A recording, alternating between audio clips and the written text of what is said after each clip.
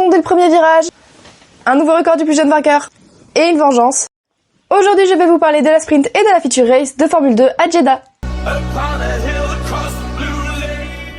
Lors de la sprint race, le premier abandon est arrivé très rapidement puisque celui-ci est arrivé dès le premier virage. En effet, Sean Shields a voulu anticiper son virage et a touché Rafael Villagomez, ce qui l'a fait par la suite abandonner. En gros résumé, les pilotes ont été très calmes pendant les deux courses de ce week-end.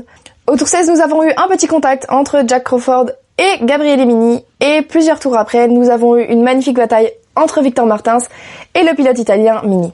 Malheureusement pour lui, comme beaucoup d'autres fois précédentes, lorsque Richard Verschoor a la victoire à portée de main, celui-ci se fait pénaliser. Et malheureusement, ça n'a pas échappé au pilote néerlandais qui se prend 5 secondes de pénalité lors du dernier tour de la course. La victoire revient donc à Arvid Lindblad qui prend le record du plus jeune vainqueur en Formule 2 des mains de Théo Pourchaire, suivi de Josep Maria Martí qui offre un très beau doublé à l'équipe Campos, puis Alexander Jun, Richard Verschoor qui s'en sort quand même avec une belle 4e place suite à sa pénalité, et Roman Stanek.